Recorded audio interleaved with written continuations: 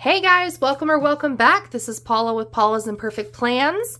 Today we are going to do our budget with me, our budget setup for our October 18th paycheck, which is coming upon us quickly.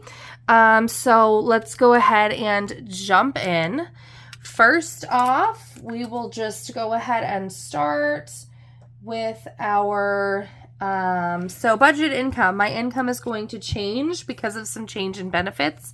So I'm guessing a little bit on this that it will be $1,215 by the time all that's taken out.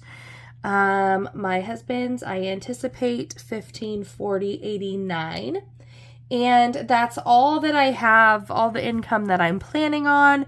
So we'll go ahead and just add that up, and that is $2,755.89 that we are working with as starting off with what we're budgeting today. So moving down into our expenses then. For fixed expenses, I'm working on getting back into donation for a variety of things. So, I have a $70 donation budgeted for this paycheck. Our fixed amount for the HELOC, I don't know what the actual payment is yet. I probably could if I checked, but I'm at the point where we're budgeting about $350 for that as the minimum payment. Cell phone, I'm budgeting $196. Life insurance is $131 per paycheck. Nothing for the before school program. Car registration, I'm setting aside $75 with this paycheck. No. Nope. Registration, I'm saving $35. I paid it in September, and now we have until May before anything else is due. So I'm starting to save $35 a month to make sure I have that ready next May and September. For our internet, half of that, it's increasing a little bit. So I'm going to, half of our internet, I am budgeting at $30. And then for our car and homeowners insurance, that's where I'm setting aside $75 this month, with this paycheck anyway, for premiums that will be due next month. I still don't have the amounts yet, but those come due in November.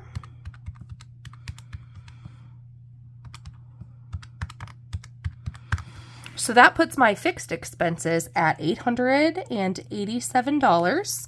And if I subtract that from the $2,755.89 that we started with, that leaves us with $1,868.89 left to budget. So as we drop down into our variable expenses, I pull $280 for groceries. I pull $100 for eating out. I am planning on pulling $50 for beauty, which equates to a pedicure, $60 for drinks, $140 for allowance. That's $70 for myself and $70 for my husband. $0 for work meals, $15 for car wash. I've been doing each vehicle essentially once a month, so one vehicle per pay period, and then just alternating what I use that on, and I've actually been making myself use it because I'm kind of bad at that. Okay, $6 for donuts and stuff at church. I am going to be gone for the weekend, and I don't actually anticipate that my husband will take all 3 kids to church by himself. I could be totally wrong, so there will be dollars in there, but I'm not sure that will happen. $120 I'm budgeting for Amazon subscriptions. And then I think the last thing that we have in here is me some cash for where I'm going for my trip, or just not even just cash, but just budgeting towards the trip. Like I have hotels paid for, flights paid for, rental cars paid for. This is like food and gas, and if there's parking, the places that I'm going, because I don't want to have to take out of the travel sinking fund. So I'm just throwing as much cash at it or money at it with this paycheck as I can to cover that. So those are our variable expenses.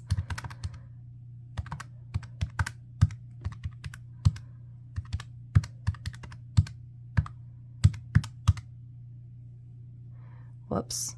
388 minus 40 to make that right. So that's $1,119.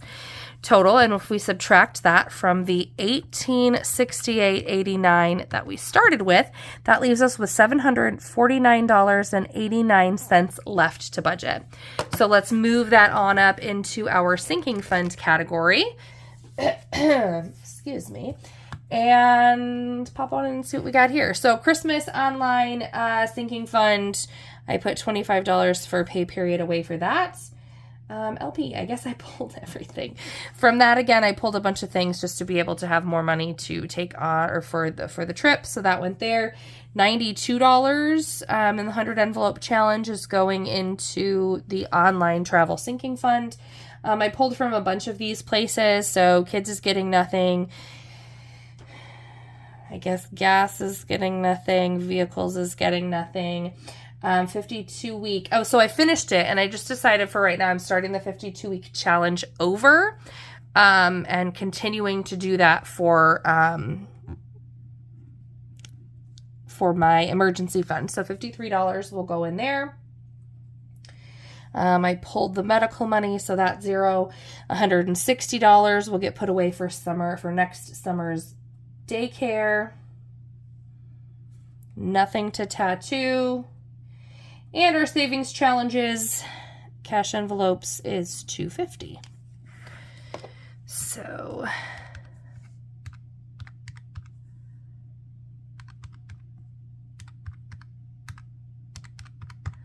that leaves us with $580 here in our sinking funds. So if we subtract that from the $749.89 that we had left to budget, that leaves us with $169.89 to budget as we finish our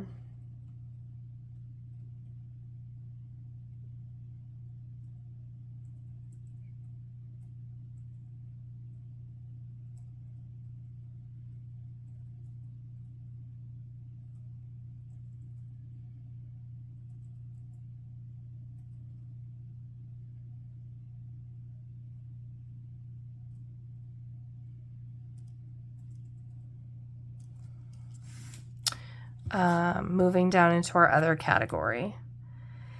Hang on a second. And the thing that I seem to continue to be missing here is other, which is school lunches.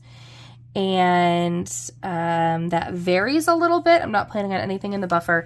It varies a little bit because, and I've explained it, so we have it's through like the Raise Right app. It used to be Script. I don't know if that's anything familiar to others, but you can buy gift cards to different participating retailers, and each retailer has a different like percentage back that you get.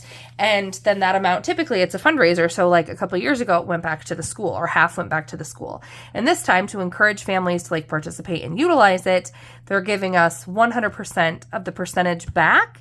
And so it could go to like tuition for the preschool age kids, but mine is paid because I paid it all up front for the year, but it can go to our lunch accounts, to the after school program account. So basically it's money back. So I don't, but we only get that once a month. And so this is the check. I think they said the money went into their account on like the 6th or something. So that's when she runs the report. So for the first pay period in October, we didn't have it. So this is the one. This is the pay period where whatever I owe for my kids' school lunch for the last 2 weeks, they'll deduct whatever's in my like fundraising account, and then I'll owe the remaining balance on lunch. We've always had to put money on lunch accounts ahead of time, like what is typical. And this year, for the first time, they're doing it where like they're billing us just like they do for the before and after school program every 2 weeks for what our kids used. Which I almost don't prefer, because when I could do it the other way, I could just throw money on the, so I could throw a bunch of money with my first paycheck because my first paycheck is larger. And now I actually have to pay it at the end of 2 weeks. So I have to pay it every time I get paid. But anyway, so I'm kind of adjusting to that.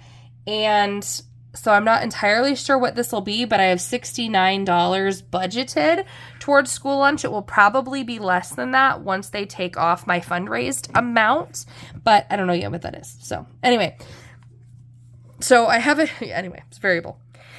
So $69 coming out of other. So that leaves us, I can do that math in my head. $169.89 minus 69 is $100.89.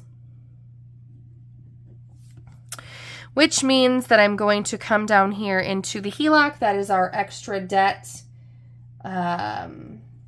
category, the only extra debt payment that we have right now. So I'm going to take that entire $100.89 and put that on the HELOC, which means that will be the total for our extra debt category, leaving us with $0 left over once we get all that done. So that is our zero-based budget for the paycheck coming up on October 18th. So thank you guys for being here, for watching. Until next time, bye.